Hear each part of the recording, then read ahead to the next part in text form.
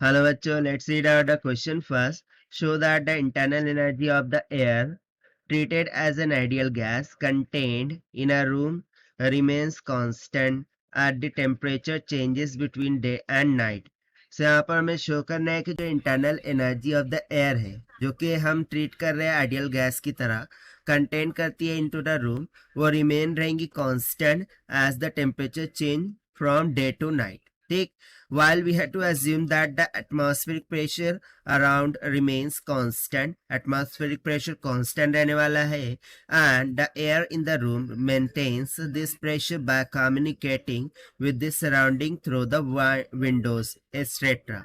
यानी कि देखिए ये कांस्टेंट कैसे रखेगा. सो जो भी सराउंडिंग होगा उस सराउंडिंग के टेम्परेचर से ये अपने आप को कंपैरिजन करते हुए उसे मेंटेन करेगा, जिसे यहाँ पर कम्युनिकेटिंग का नाम दे दिया है. तो चलिए स्टार्ट करते हैं सोल्यूशन से. But before of it, let's talk about the key concept which we are going to use here for this question. So हमने आइडियल गैस की इक्वेशन पढ़ रखी है कि PV इज इक्वल्स टू होता है nRT, जहाँ पर P pressure, V volume, N number of mole of gas, R universal gas constant, T temperature होता है.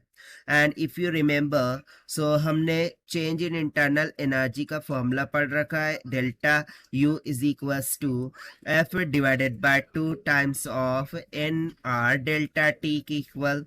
ठीक है, जहां पर delta T change temperature, R same, N भी सेम होगा जो है ना. यहाँ पर एफ का जो वैल्यू है ये बेसिकली हम डिसाइड करते हैं डायटोमिक और मोनोएटॉमिक गैस के अकॉर्डिंग.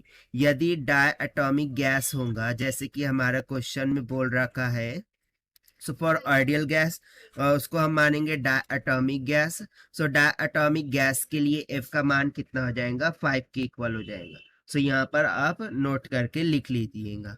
तो चलिए स्टार्ट करते हैं हम यहाँ से प्रूफ से. ठीक है, तो सबसे पहले हम क्या देखेंगे. सो अकॉर्डिंग टू क्वेश्चन हमें क्या बोल रखा है कि जो एटमॉस्फेरिक प्रेशर है वो कांस्टेंट रहने वाला है. सो यहाँ से मैं बोल देता हूँ कि pressure is going to be constant here through out the process. ठीक है, जो भी इस तरीके से देखिए मैंने एक रूम में क्या ले लिया है, एयर ले लिया है. ठीक है ना. सो इसके इनसाइड में जो प्रेशर है वो कैसा रहने वाला है, कांस्टेंट रहने वाला है. और ये कैसे कांस्टेंट रहेगा, सो ये कांस्टेंट रहेगा bye maintaining this pressure by communicating with the surrounding through the window. यानी कि इसमें जो भी विंडो होंगी उससे जितने भी number of moles of gases बाहर निकल रहे होंगे वो बाहर के टेम्परेचर के साथ इस तरीके से मेंटेन करते हुए प्रेशर को कांस्टेंट रखने वाले हैं. ना if you see that, so हमने कंसेप्चुअल फॉर्मूला यूज किया था internal energy delta U is equals to, so for diatomic gas ये हो जाएगा 5/2 times of NR delta T के इक्वल हो जाएगा. ठीक है, सो यहाँ से हम क्या बोल सकते हैं कि delta U this will be equals to, ठीक है, 5 टाइम्स ऑफ NRT. ओके, हमने ऑलरेडी लिख चुका है. अब हम यूज करते हैं PV is equals to NRT, that is ideal gas की इक्वेशन, क्योंकि हमें बोल रखा है हेयर को हमें कैट से ट्रीट करना है, आइडियल गैस की तरह ट्रीट करना है. ना इफ यू सी दैट, सो जो प्रेशर है वो कांस्टेंट है. वाइल इफ यू सी, यदि प्रेशर यहाँ पर कांस्टेंट है और ये जो रूम मेंटेन कर रहा है प्रेशर को by communicating with the surrounding through out the window, so इसके कारण से जो वॉल्यूम है वो भी तो कांस्टेंट हो जाएगा. ठीक है ना, वॉल्यूम यहाँ पर क्या हो जाएगा, कांस्टेंट हो जाएगा. अब यदि वॉल्यूम भी कांस्टेंट है, पी भी कांस्टेंट है, so can I say that कि जो NRT है this is going to be constant. ठीक है, NRT क्या हो गया, कांस्टेंट हो गया. अब R already universal gas constant होता है, उधर जाके डिवाइड करेंगे कांस्टेंट से, कांस्टेंट ही रहने वाला है. दिस मीन्स दैट मैं बोल सकता हूँ कि NT is going to be constant here. ठीक है, NT is going to be constant here. ना देखिए ये जो NT है या फिर पूरा NRT ही कंसिडर करेंगे तो भी चलेगा, क्योंकि देखिए हमारा ऊपर एक इक्वेशन निकल के रखा है. सो हम NRT ही बोलेंगे कि भाई NRT कांस्टेंट है. NRT को हम यहाँ पर सब्स्टिट्यूट करें, सो देखिए डेल्टा टी बेसिकली क्या होगा, फाइनल माइनस इनिशियल.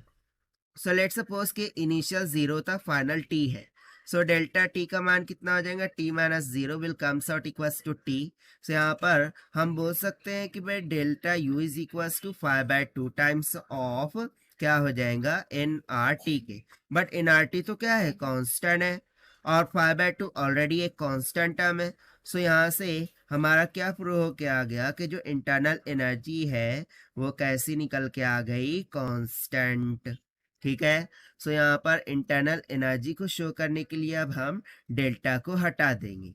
ठीक, और इसको सिंपली लिखेंगे u is going to be equals to constant. And see, this is what we have to prove, and hence proved by using the conceptual formulas of internal energy and ideal gas equation. So this is the required solution. I hope you understood well. Best of luck. Thank you.